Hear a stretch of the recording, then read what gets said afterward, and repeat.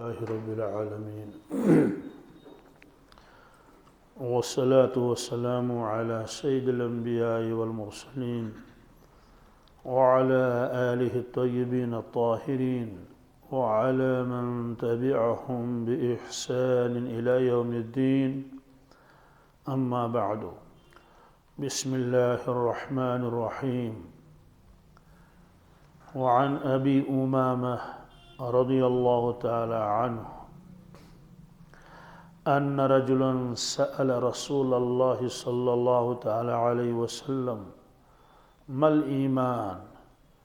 قال إذا سرتك حسنتك وساءتك سيئتك فأنت مؤمن.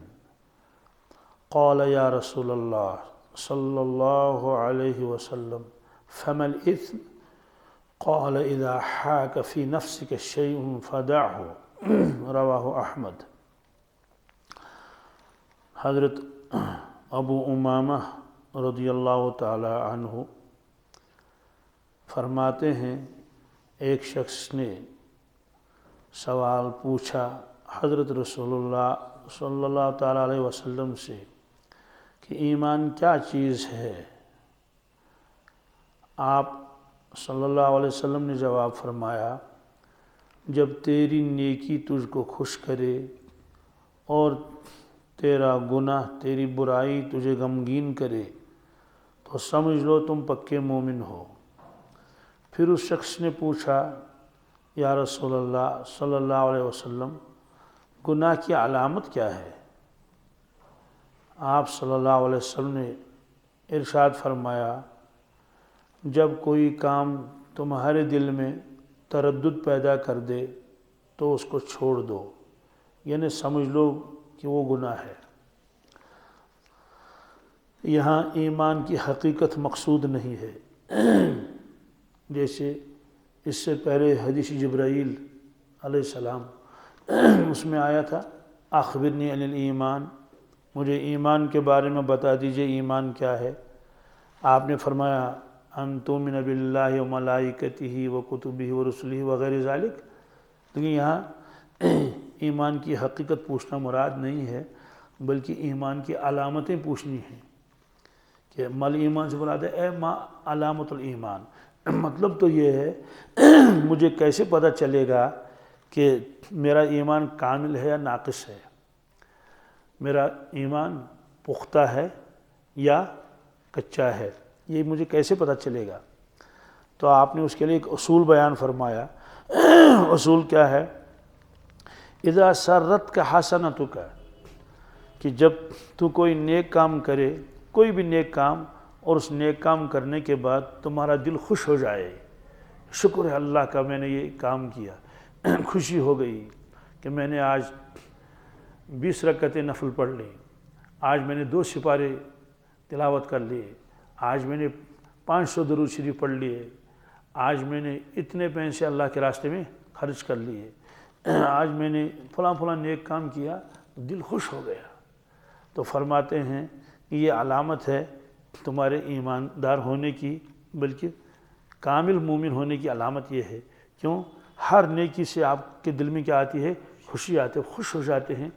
جیسے آپ کو کوئی بہت قیمتی چیز مل گئی، جیسے کسی کو لال و جواہر مل جاتے ہیں اور خوش ہو جاتا ہے میں کامیاب ہو گیا، مجھے ایسی چیز ملی۔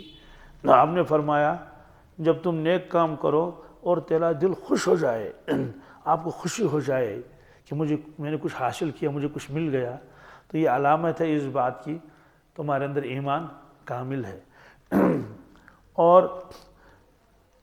تمہاری برائی تم کو غمگین کرے، اگر کسی وقت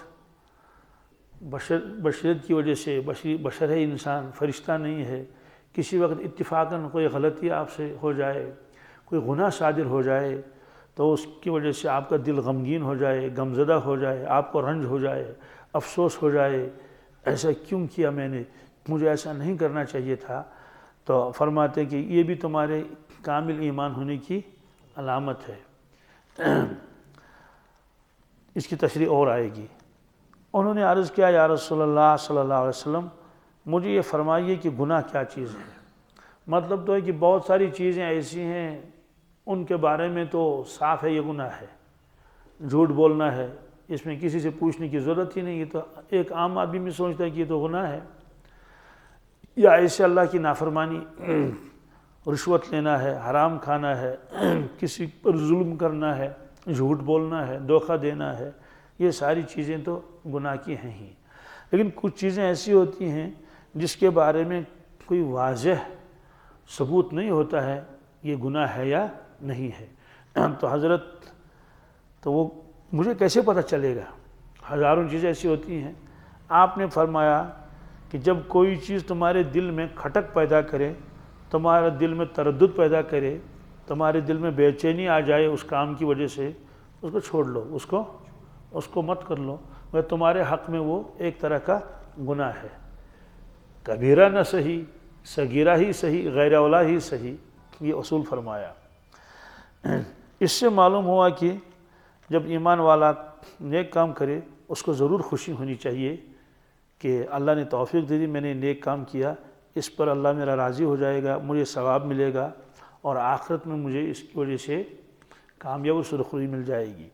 اور جب برا کام ہو جائے تو رنج ہونا چاہیے اور غم، آدمی کو غم ہونا چاہیے کہ ایسا کیوں ہوا. ایسے ہی کوتاہی ہو گئی، فجر کی نماز چھوٹ گئی، کیا کچھ بھی احساس نہیں ہے، چھوٹ گئی، لیکن فجر کی نماز چھوٹ گئی، بہت افسوس ہوا، ہائے افسوس کی بات، دن بھر پچھتاتا رہا، ایسا کیوں ہوا. معمول چھوٹ گیا، افسوس ہو رہا ہے کہ ایسا نہیں ہونا چاہیے، مجھے کوتاہی ہو گئی. تو یہ علامت ہے اس بات کی کہ اس شخص کے اندر ایمان ہے اور پختہ ہے اور یہ مومن کامل ہے.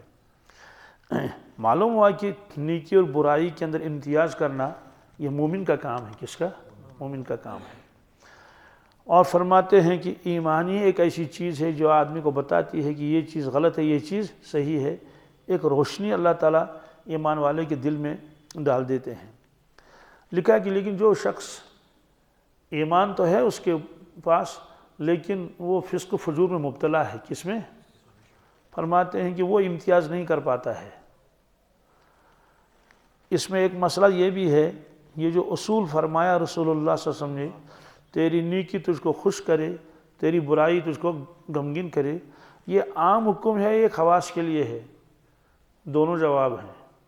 عام حکم ہے کہ نیکی آپ کو خوش کرے اور برائی تجھ کو غمزدہ کا رنج کرے، عام حکم ہے. بعضرات فرماتے ہیں تو کامل ایمان والوں کے لیے. کن کے لیے؟ کیوں؟ کہتے ہیں کہ جو آدمی گناہوں کا عادی ہو چکا ہے اس کو تو یہ احساس ہی نہیں ہوتا ہے.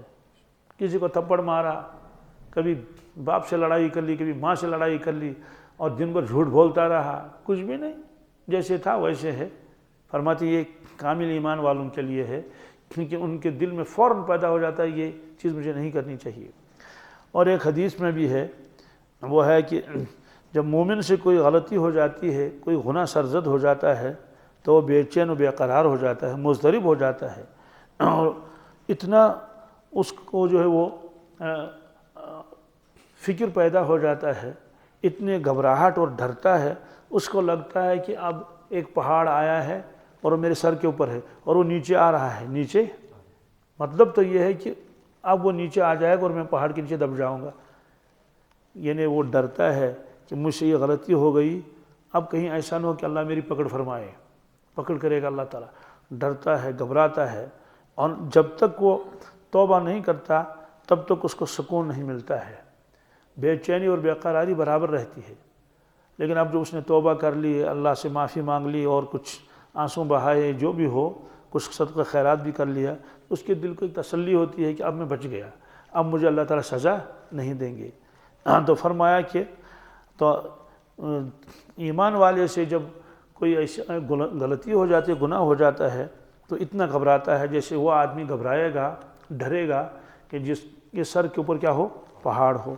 اور جب فاسق گناہ کرتا ہے تو اس کو کوئی احساس نہیں ہوتا ہے، ہلکا سا احساس، کتنا، کوئی گھبراہٹ نہیں، کوئی ڈر نہیں کہ مجھے پکڑ ہو جائے گی، کچھ بھی نہیں.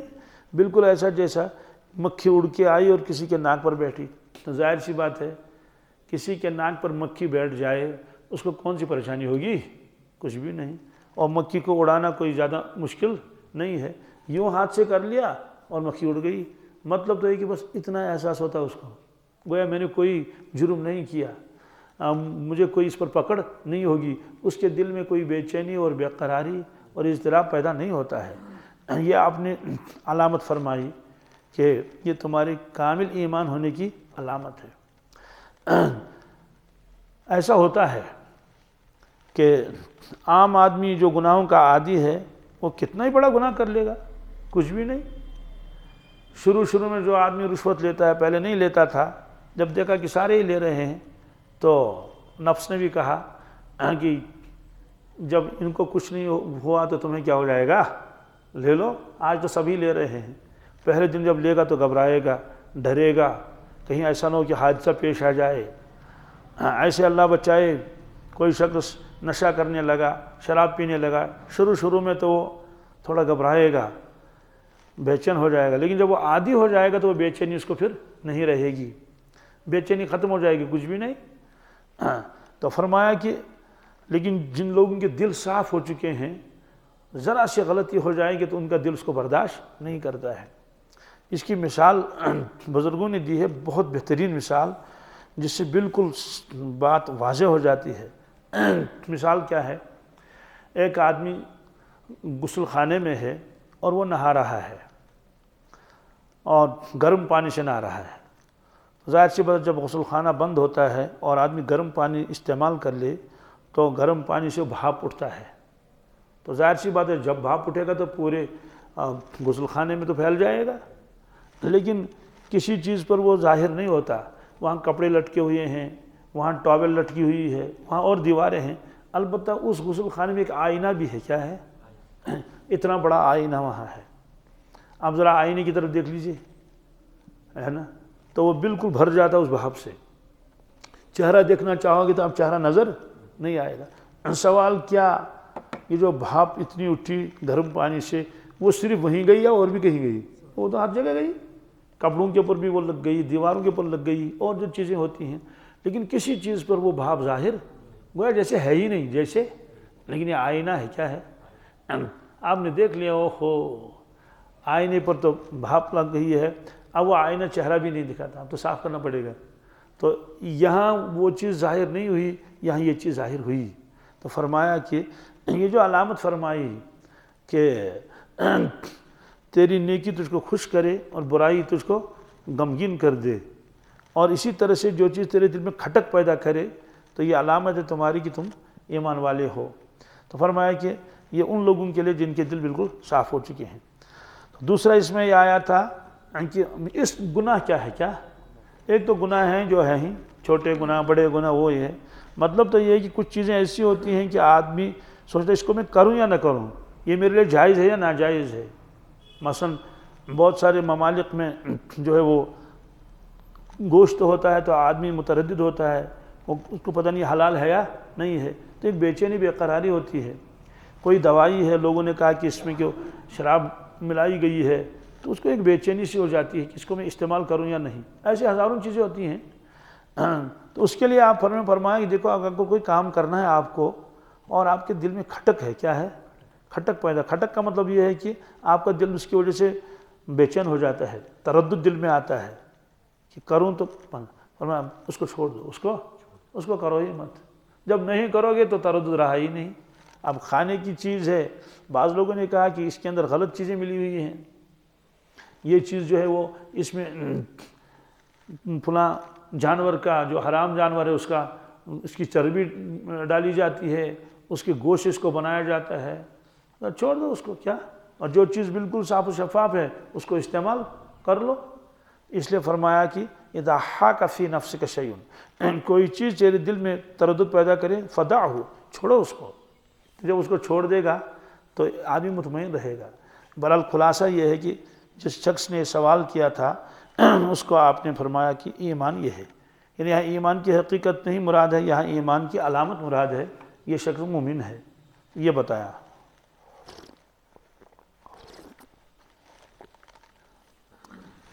وعن عمرو بن عبسہ رضی اللہ تعالی عنہ قال اتیت رسول اللہ صلی اللہ تعالی علیہ وسلم فقلت یا رسول اللہ صلی اللہ علیہ وسلم من معك على هذا الأمر قال حر وعبد قلت ما الإسلام قال طيب الكلام وإطعام الطعام قلت ما الإيمان قال الصبر والسماحة قال قلت أي الإسلام أفضل قال من سلم المسلمون من لسانه ويده قال قلت أي الإيمان أفضل قال خلق حسن قال قلت أي الصلاة أفضل قال طول القنوت قال قلت أي الهجرة أفضل قال أن تهجر ما كره ربك قال قلت أي الجهاد أفضل قال من عقر جواده وأحرق دمه قال قلت أي الساعة أفضل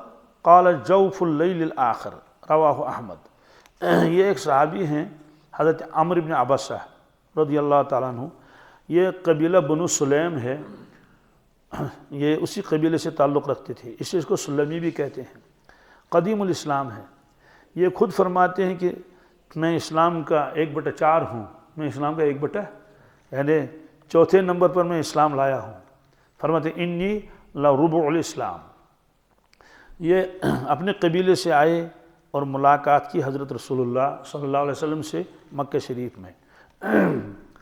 فطری طور پر اللہ نے اس کو ایسا بنایا تھا کہ اسلام سے پہلے بھی یہ اس کو خیال تھا کہ یہ جو لوگ عبادت کرتے ہیں یا ان کا جو عقیدہ ہے یا جو ان کے اعمال ہے یہ صحیح نہیں ہے، خود بھی یہ بہت دور رہتا تھا ان برائیوں سے، تو خدمت میں پہنچا، کیونکہ کسی نے کہا تھا کہ مکہ شریف میں ایک شخص نے نبوت کا دعویٰ کیا ہے، اعلان کیا ہے، تو اس وجہ سے یہ ملاقات کے لیے آئے۔ جب پہنچے تو سلام کلام کے بعد عرض کیا من معک علی ھذا الامر، یا رسول اللہ صلی اللہ علیہ وسلم اس دین کے اندر جو آپ دین لے کر آئے ہیں تو آپ کے ساتھ کون کون ہے، کون آپ کا ساتھ دے رہا ہے یا کون آپ پر ایمان لا چکا ہے؟ آپ نے فرمایا حر و عبد، حر، 2 آدمی ہیں، ایک آزاد ہے ایک غلام ہے۔ مطلب تو یہ ہے کہ آپ جب دین کا کام کر رہے ہیں اور اللہ کی طرف بلا رہے ہیں تو اس مکہ شریف میں آپ کے ساتھ دینے والے کتنے ہیں؟ 50 ہیں، 60 ہیں، 100 ہیں، 200 ہیں؟ آپ نے فرمایا صرف 2 شخص ہیں۔ کتنے؟ عبد و حر۔ یہ 2 شخص کون ہیں؟ فرمایا کہ حر سے مراد ہے حضرت ابوبکر صدیق رضی اللہ تعالیٰ عنہ، عبد سے مراد یا تو زید بن حارثہ ہیں یا حضرت بلال حبشی ہیں، کیونکہ یہ دونوں غلام تھے۔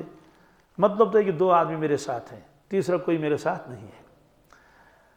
حضرت خدیجہ کبریٰ رضی اللہ تعالیٰ کا تذکرہ نہیں آیا، حالانکہ وہ بھی مسلمان تھی، ایمان والی، بلکہ سب سے پہلے تو انہوں نے اسلام قبول کیا ہے۔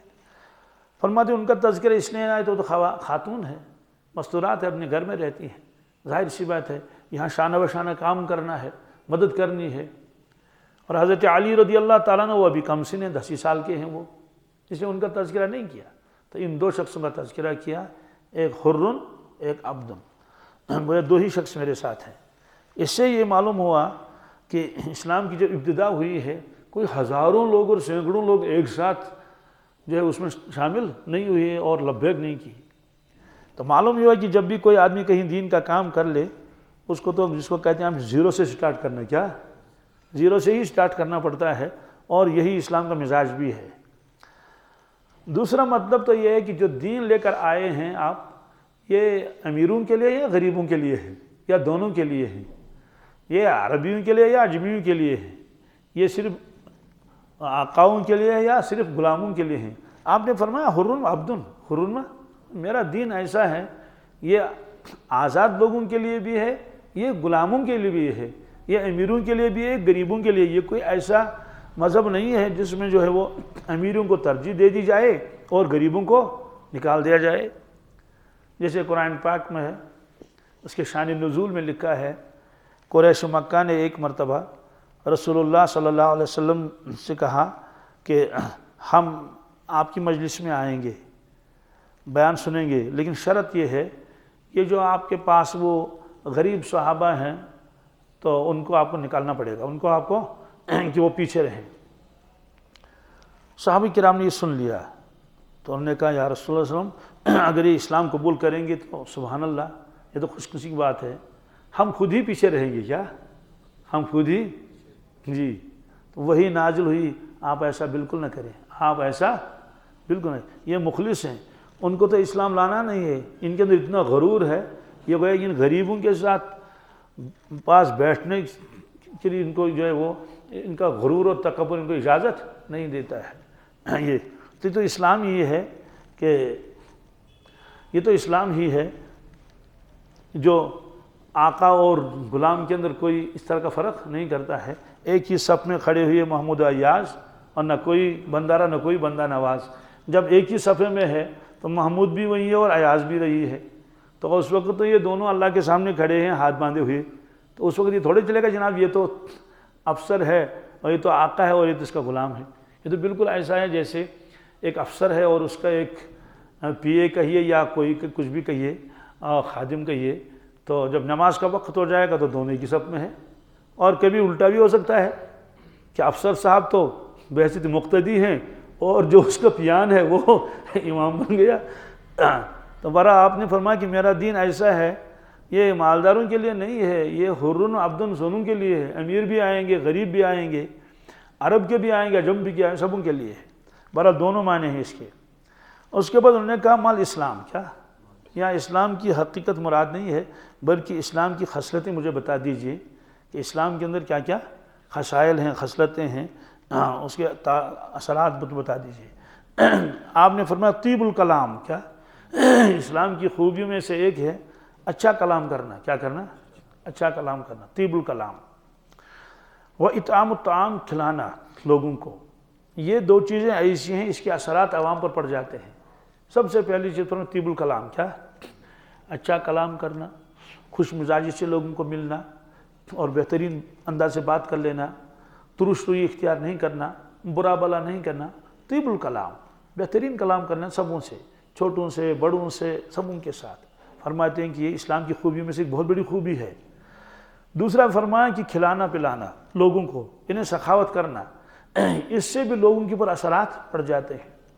اس کے مقابلے میں اگر کوئی آدمی تیز مزاج ہے اور بات بات پر لڑتا ہے تو اس کے اندر کوئی خوبی نہیں ہے.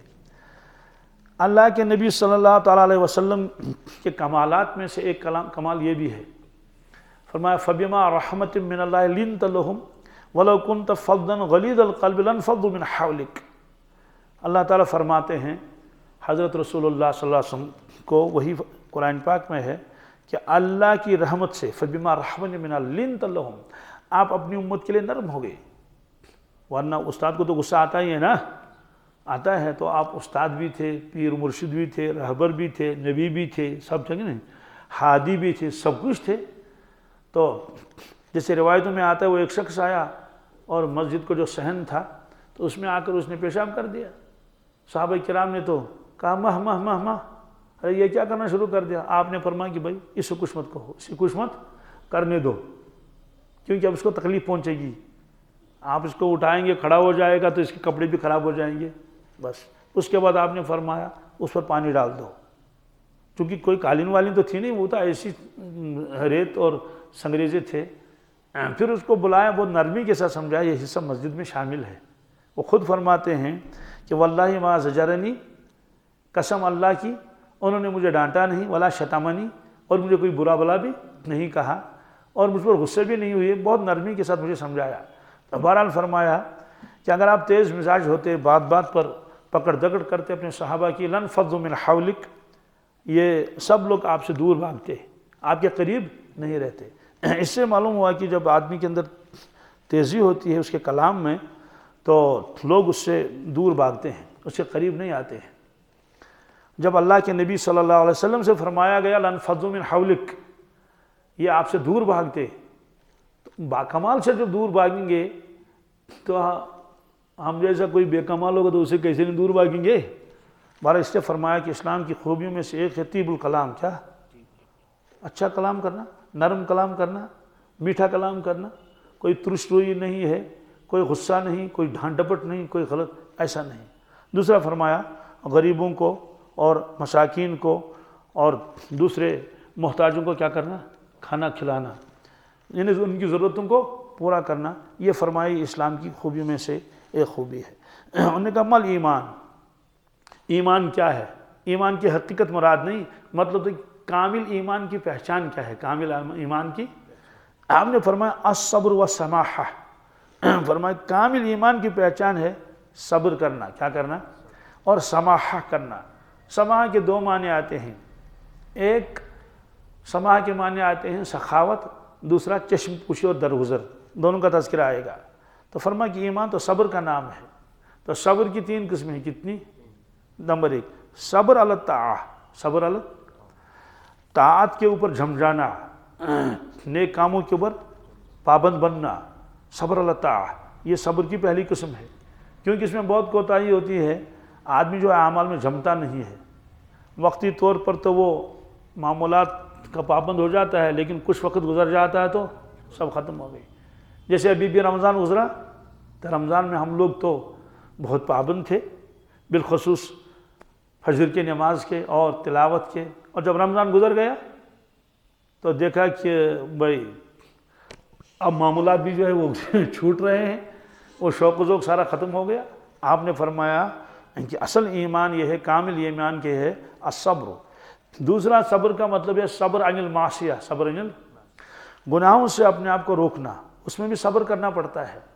اور طاعت کے اوپر صبر کرنا وہ تو آسان ہے، لیکن گناہوں سے اپنے آپ کو بچانا، صبر کرنا وہ زیادہ مشکل ہے۔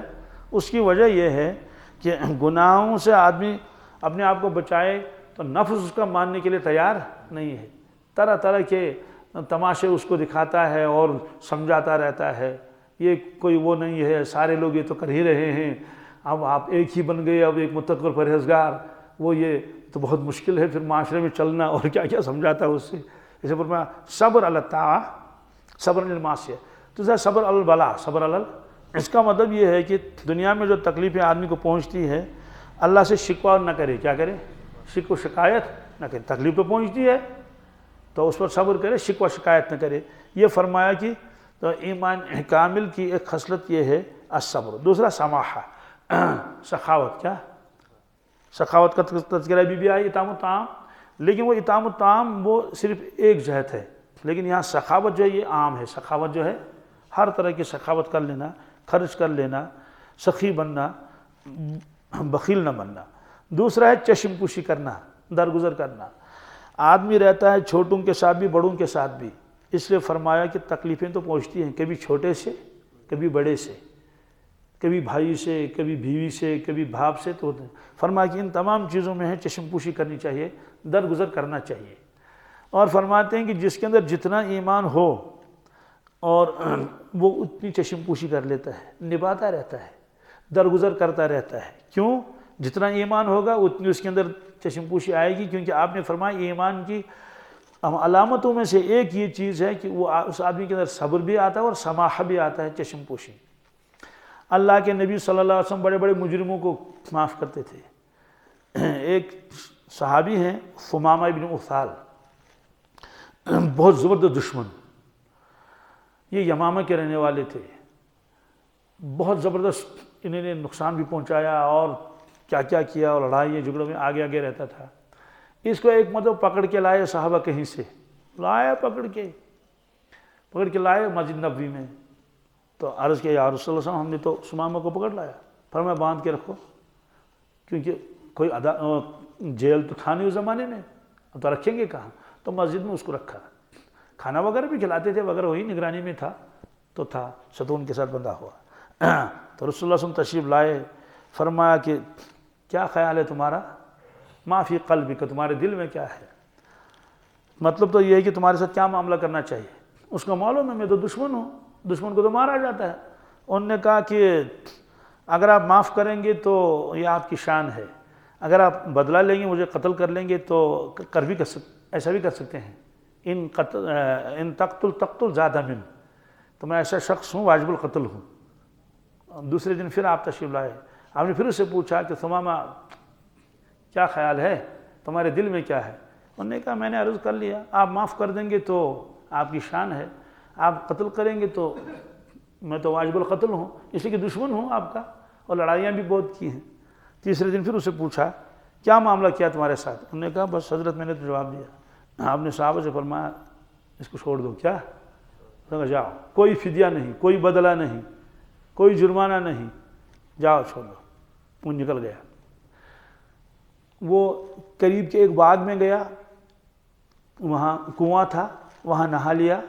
نہانے کے بعد پھر واپس آ گیا. نہانے کے پھر تو ظاہر سی بات اس کو چھوڑ دیا تھا.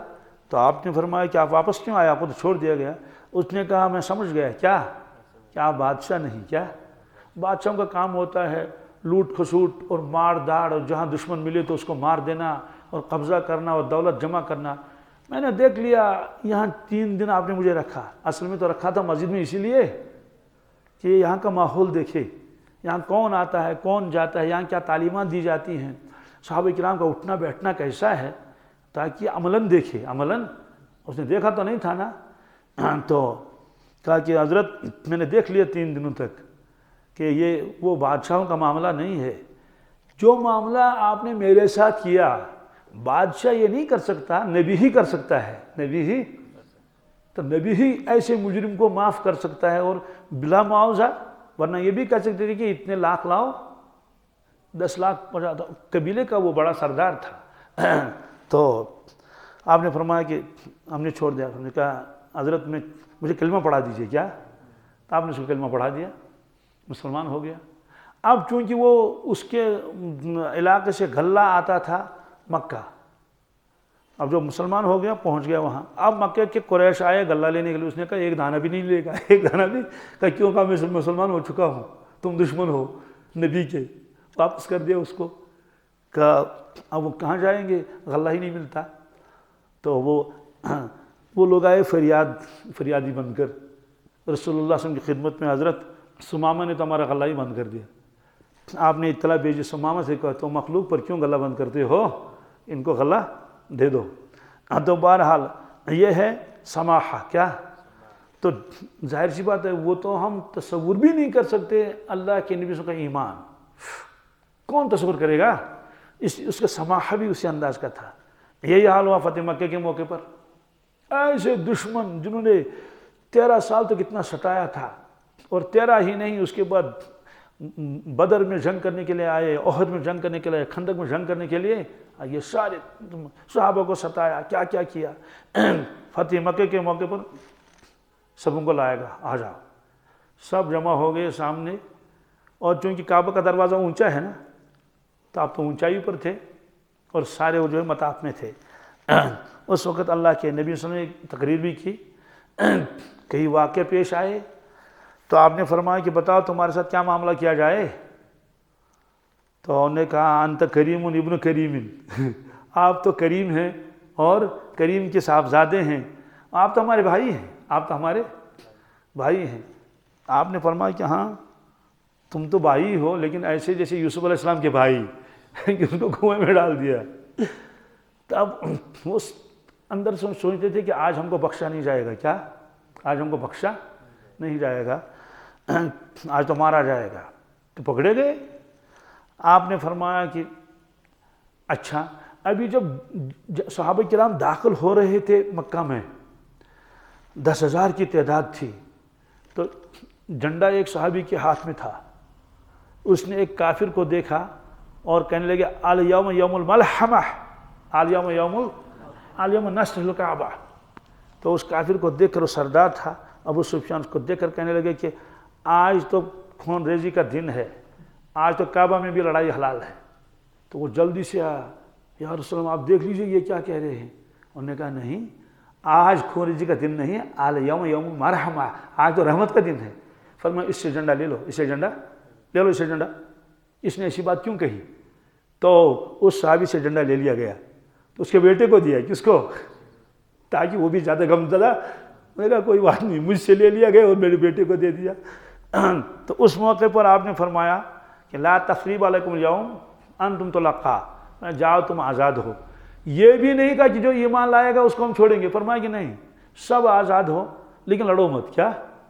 آپ نے فرمایا جو اپنے گھر میں بیٹھے گا چپکے سے دروازہ بند کر کے, اس کو بھی امان ہے. جو ابو سفیان کے گھر میں بیٹھے گا اس کو بھی امان ہے, کیونکہ وہ سردار تھا, کہ اس کو کچھ ملنا بھی چاہیے اعزاز. تو آپ نے فرمایا میں کسی سے بدلہ نہیں لوں گا, میں نے سب کو اپنی طرف سے معاف کر دیا. تو فرماتے ہیں کہ ایمان کامل کی ایک علامت یہ ہے اس شخص کے اندر سماحہ آتا ہے. کیا آتا ہے؟ سماح کے معنی آتے ہیں چشم پوشی، درگزر کرنا.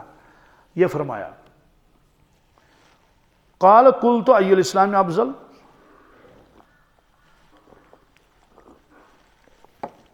میں نے عرض کیا اسلام میں سے کون سا اسلام افضل ہے؟ ظاہر سی بات ہے اسلام کوئی 5 دس تھوڑی ہے اس میں یہ افضل ہے یہ مفضول ہے، نہیں. مطلب تو یہ ہے کہ کس شخص کے اندر یہ کہا جائے کہ افضل مسلمان ہے، یہ افضل، یعنی اس کے اندر اسلام جو ہے وہ کامل درجے کا ہے. اس کی علامت کیا ہے؟ آپ نے فرمایا ہاں اس کی علامت ہے من سلم المسلمون من لسانی و یدہ. فرماتے ہیں کہ افضل اسلام اس شخص کا ہے جس کے زبان کے شر سے اور ہاتھ کے شر سے سارے محفوظ رہیں. اس شخص کے اندر گویا کہ کامل درجے کا کیا ہے؟ اسلام ہے. اور دنیا میں تو لڑائی جھگڑے تو یہی ہو رہے ہیں، ساس اور بہو کے جھگڑے کیا ہیں؟ کوئی مال و دولت کا دو جھگڑا ہے، بس زبان کے جھگڑے ہیں، ہے نا. تو فرم کی زبان سے تکلیف پہنچائی جاتی ہے، غیبتیں کی جاتی ہیں اور الزام تراشی کی جاتی ہے. جو بات نہیں کہی تھی وہ اس کے سر پر تھوپ دی. آپ نے فرمایا کہ کامل مسلمان وہ ہے جس کے زبان کا تذکرہ پہلے کیا، کیونکہ زیادہ تر لڑائی کی اس میں ہوتی ہے. حشن وشن زیادہ لڑائی کیسے ٹائم سے ساس بہو کی لڑائی جو ہوتی ہے کس سے؟ زبانوں سے ہی ہوتی ہے نا. ہاتھ کا تذکرہ دوسرے نمبر پر آیا کیونکہ ہاتھ کی زیادہ باری نہیں آتی ہے. آپ نے فرمایا جس کی زبان سے جس کے ہاتھ سے سارے مسلمان محفوظ رہیں، یعنی جو بے ضرر ہو، جو مسلمان بے ضرر ہو، کسی کو ضرر نہیں پہنچاتا، کسی کو تکلیف نہیں پہنچاتا. فرمایا تھی اس کے اندر کامل اسلام ہے. اور ظاہر سی بات یہ بہت مشکل بھی ہے. چلو ہاتھ سے تو سبوں کو تکلیف نہیں پہنچا لیکن زبان سے پہنچائی جاتی ہے نا. کسی کے پیچھے بیٹھ گیا اور غیبتیں شروع کر دی تو غیبت سے تو اس سے زیادہ تکلیف پہنچتی ہے، الزام لگانے سے اسے زیادہ تکلیف پہنچتی ہے. اس لیے فرمایا کہ لوگوں کو زبان سے تکلیف پہنچانا، الزام لگا دینا، جو بات نہیں تھی وہ ان کے سر تھوپ دینا، یہ تو گویا کہ زہر کے پیالے پینے ہیں، زہر کے. یہ فرمایا. قال قلت ای الایمان افضل، میں نے کہا حضرت یہ فرمائیے کہ کون سا ایمان افضل ہے. یعنی مطلب تو یہ ہے کس مسلمان کے بارے میں یہ کہا جائے گا یہ افضل درجے کا مومن ہے. آپ نے کہا خلق حسن، کیا؟ جس کے اخلاق اچھے ہوں، جس کے اخلاق اٹھنا بیٹھنا سبوں کے ساتھ اچھا ہے، چھوٹوں سے بڑوں سے، بہن سے، بھائی سے، اپنوں سے، غیروں سے، بالکل ہر جگہ اچھے اخلاق ہیں اس کے، بہترین اخلاق ہیں اس کے، اور کسی کو نقصان نہیں پہنچاتا ہے، کسی کو دھوکہ نہیں دیتا ہے. یہ ساری خوبیاں اس کے اندر ہیں. فرمایا کہ یہ ایمان والوں میں افضل ہے. قال حضرت عمر بن ابزہ فرماتے ہیں قلت ای الصلاۃ افضل، میں نے عرض کیا حضرت سب سے بہترین نماز کون سی ہے؟ اب سوال ہے کہ یہ سارے سوال تم نے ایک ہی ساتھ پوچھے ہیں، کوئی ضروری نہیں ہے، کوئی ضروری، کیونکہ یہ بھی روایتوں میں آتا ہے جب اس نے اسلام قبول کر لیا اور کہا میں چوتھا مسلمان ہوں تو آپ نے فرمایا اس وقت واپس جاؤ، اس وقت یہاں مت رہو کیونکہ یہاں چھوڑیں گے نہیں آپ کو، کیونکہ ظاہر اس قبیلے کا تو ہے ہی نہیں. تو جب حضرت ابوبکر صدیق کو نہیں چھوڑتے تھے، ان کو تکلیف پہنچاتے تھے تو دوسرے قبیلے کا ہے، اس کو کہیں گے یہ اور کیا کرنے کیوں آئے آپ یہاں، آپ کو یہاں تکلیف پہنچی گی، آپ واپس جاؤ. آپ ہاں جب دیکھو گے کہ ہمارا غلبہ ہو چکا ہے پھر آ جانا. بہرحال یہ سوالات انہوں نے ایک ہی موقع پر نہیں، ممکن ہے مختلف موقعوں پر پوچھے ہوں. اور جب مدینہ طیبہ پھر انہیں ہجرت بھی کی حضرت عمر بن ابسہ نے، تو وہاں بھی یہ سوالات کیے ہوں. بہرحال خلاصہ یہ ہے کہ وہ اپنے سارے سوالات کو اب صحابہ کو سنا رہا ہے کہ میں نے اللہ کے نبی صلی اللہ علیہ وسلم سے یہ عرض کیا، انہوں نے یہ جواب دیا، میں نے یہ سوال کیا، انہوں نے یہ جواب دیا. اور لکھا ہے کہ اس کو علم کا چسکا تھا. کیا جی، بہت علمی باتیں پوچھتے تھے، یہ علمی باتیں پوچھتے تھے. اس میں آپ دیکھ رہے ہیں بار بار پوچھ رہے ہیں، ادھر سے پوچھ رہے ہیں، ادھر سے پوچھ رہے ہیں. کہنے کہ افضل نماز کون سی ہے؟ کیا آپ نے فرمایا طول القنوت. کیا طول القنوت کے معنی آتے ہیں کہ جس کا قیام لمبا ہو. کیا جب قیام لمبا ہوگا تو قرات بھی بہت ہوگی نا، یا ایسے ہی کھڑا رہے گا، پڑھتا رہے گا. اب اس میں چونکہ جو ہے وہ بہت قرآن شریف پڑھا جاتا ہے اور کافی دیر تک آدمی کھڑا رہتا ہے، یہ افضل نماز صلاۃ ہے. کتابوں میں لکھا ہے ایک آدمی آدھا گھنٹے نماز پڑھتا رہا، دوسرا بھی آدھا گھنٹہ نماز پڑھتا رہا، یعنی دونوں مل کر بھائی 9:30 سے 10 تک نماز پڑھیں گے. اب سوال ہے کہ اس میں ایک شخص نے تو 4 رکعتیں پڑھ لی، کتنی؟ لیکن لمبی رکعتیں پڑھ لی. کیا پڑھ لی؟ لمبی رکعتیں پڑھ لی. اس نے بہت طویل قیام کیا، اس نے اور 1-1.5 پارہ اس میں پڑھ لیا. دوسرے شخص نے تو 20 رکعتیں پڑھ لی. کتنی؟ 20 رکعتیں پڑھ لی تب تک. اب سوال ہے کہ ان دونوں میں افضل کون ہے؟ ان دونوں میں بعض حضرات تو کہیں گے کہ بھائی اس نے تو 20 رکعتیں پڑھ لی، 40 سجدے کی، یہی افضل ہے. لیکن جمہور نے اس کو ترجیح دے دی ہے کہ افضل وہ ہے. کون؟ کیوں وہ طول القنوت ہے، اس کا قیام زیادہ لمبا تھا، اس نے قرآن پاک زیادہ پڑھا. اس میں یہ فرمایا کہ طول القنوت، اور خود اللہ کے نبی صلی اللہ علیہ وسلم سے کہیں روایتوں میں نہیں آتا ہم نے 100 رکعتیں نفل پڑھ لی. نہیں. ہمارے ساتھ ابھی عمرے میں ایک شخص تھا، تقریباً 90 سال کے قریب، 90 سال کے، لیکن چونکہ اس نے زمینداری کی ہے، کھیتی کی ہے اور بالکل تگڑا ہے، تو صفا مروہ پر تھک گیا تھا. تو ویل چیئر والے سے کہا کہ یہ صفا مروہ اس کو کرا دو. اس نے کہا 150 ریال لے لوں گا. اس نے کہا ہے مقدمہ دوڑا میں 150 تھوڑی ہی دے دوں گا، اور کر لے. تو دن میں روزانہ 100 رکعتیں نفل پڑھتا تھا. کتنے؟ جی. اور بوڑھا ہے لیکن چلتا پھرتا بہت ہے. تو بہت عجائبات بھی اس نے سنا لیے. بہرحال تو وہاں روکتے ہیں، اندر نہیں جانے دیتے ہیں مطاف میں بغیر احرام کے، لیکن اس کو چھوڑتے تھے. اس کو وہ لگتا تھا نا بہت بوڑھا ہے، تو بہت ہمت کرتا تھا. تو 100 رکعتیں کسی بھی روایت میں نہیں ہے کہ اللہ کے نبی صلی اللہ علیہ وسلم نے کبھی 100 رکعتیں نماز پڑھی ایک دن میں. 50 بھی نہیں. کیا؟ کہیں نہیں لکھا ہے. پھر کیا ہے؟ رات بھر تک کھڑے رہتے تھے. کیا؟ 5-5 پارے پڑھتے تھے، اس میں 6-6 پارے پڑھتے تھے. ایک رکعت میں سورہ، ایک ہی رکعت میں سورہ بقرہ، سورہ آل عمران، سورہ نساء، 3 سورتیں ایک رکعت میں پڑھ لی. یہ حضرت عبداللہ بن عباس کی روایت ہے. تو طول القنوت، کیا؟ اسی وجہ سے آپ کے پاؤں مبارک پر ورم آتا تھا. تو فرمایا کہ افضل نماز ہے جس میں طول القنوت ہو. ظاہر سی بات ہے یہاں فرض نماز مراد نہیں ہے. فرض نماز میں امام لمبی نماز پڑھائے گا تو اس کے لیے تو مکروہ ہے. لوگ کہیں گے کہ بھائی آپ نے تو ہم کو نماز کے اندر اتنا لگا دیا تو میری تو گاڑی نکل گئی، میری تو گاڑی. کبھی ایسا بھی ہوتا ہے. اس لیے فرمایا کہ یہ مراد ہے کہ جب آدمی اپنی نماز پڑھ لے، چاہے سنتیں پڑھ لے، نوافل پڑھ لے، اس میں طول القنوت ہے، یہ افضل نماز ہے. بہت دیر تک اللہ کے سامنے کھڑا رہنا پڑتا ہے.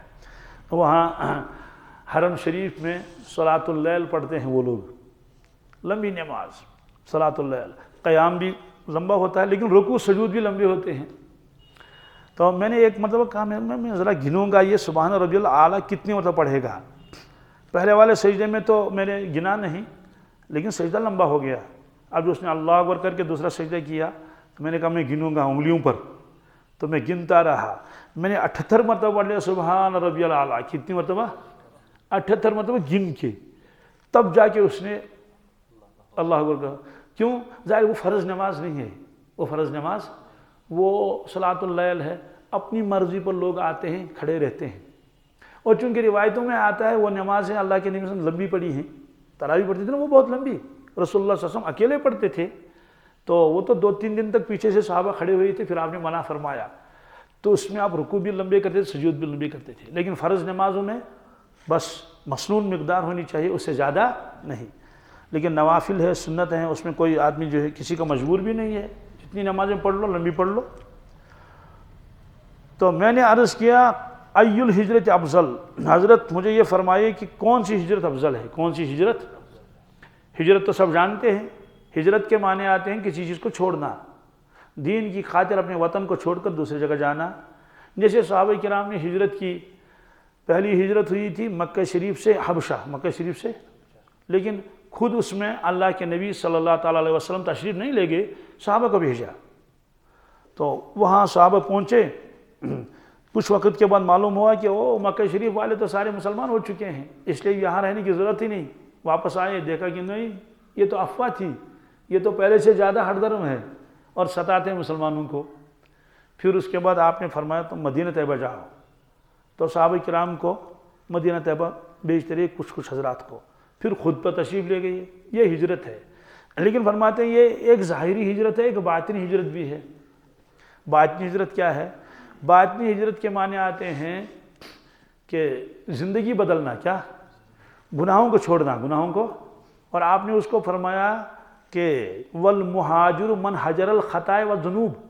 ایک مہاجر تو وہ ہے جس نے وطن چھوڑا، دوسری جگہ پہنچا، یہاں مکان چھوڑا ادھر اس سے اچھا ملا، یہاں کاروبار چھوڑا وہاں اس سے اچھا ملا، ہاں تو یہ بھی تو مہاجر ہے، یہ بھی بہت بڑی قربانی ہے۔ لیکن حقیقی مہاجر وہ ہے من ترک الخطایا والذنوب، جس نے گناہوں کو چھوڑا اور اپنی لائن بدل دی، گناہ چھوڑ دی، اس کو کیا ملا؟ کچھ بھی نہیں بظاہر۔ فرمایا حقیقی مہاجر یہی ہے۔ اور اس میں فرمایا کہ ما کرہ ربک ان تہجر ما کرہ ربک، حقیقی ہجرت تو یہ ہے آپ ان تمام چیزوں کو چھوڑ دو جو اللہ کو ناپسند ہے، جو اللہ کو، تو حقیقی مہاجر یہی ہے۔ اور وہ ہجرت تو پھر اس کے بعد جو ہے وہ اس کا حکم نہیں رہا، فرض نہیں رہی وہ ہجرت فتح مکہ کے بعد، لیکن یہ والی ہجرت قیامت تک رہے گی۔ کیا یہ والی ہجرت؟ یہ ہر ایک کو کرنی ہے، اپنے گھر میں رہ کر بھی ہجرت کرنی ہے۔ کیسے؟ کیا ہجرت کرنی ہے؟ گناہوں کو چھوڑنا ہے کہ ان تہجر ما کرہ ربک، یہ سب۔ قلت ای الساعۃ افضل، میں نے عرض کیا حضرت مجھے فرما دیجئے وقت میں سب سے افضل وقت کون سا ہے؟ وقت میں سب سے افضل وقت، بہترین وقت کون سا؟ آپ نے فرمایا جوف اللیل الاخر، جوف اللیل، رات کے 2 حصے کر لو، یہ نصف اول ہے، وہ نصف ثانی ہے۔ فرماتے کہ اس نصف ثانی کا بیچ، اس نصف ثانی کا یہ افضل ہے۔ مطلب تو کہ اس وقت اللہ کی رحمت نازل ہوتی ہے اور اللہ تعالیٰ اعلان فرماتے ہیں ہے کوئی مانگنے والا میں اس کو دے دوں، ہے کوئی گناہوں سے بخشش کرنے والا چاہنے والا میں بخشش کر دوں، ہے کوئی رزق مانگنے والا میں اس کو رزق دے دوں، تو وہاں سے اعلانات ہوتے رہتے ہیں۔ تو آپ نے فرمایا کہ ساعات میں، اوقات میں سب سے بہترین وقت کیا ہے؟ رات کا آخر وقت ہے، اور اسی میں آپ تہجد بھی پڑھتے تھے۔ تو خلاصہ یہ نکلا، یہ کئی سوالات ہیں، 8-9 سوالات ہیں، تو یہ سوال انہوں نے کیے اور آپ نے جوابات دے دیے۔ ظاہر سی بات ہے یہ صرف اس کے لیے تو نہیں ہے نا، یہ تو پوری امت کے لیے ہے کہ اب غور کرنا ہے کہ ان چیزوں میں ہمارے اندر کس کس چیز کی کمی ہے، اس کمی کو دور کرنے کی کوشش کرنی چاہیے۔ اللہ تعالیٰ ہم کو توفیق عطا فرمائے۔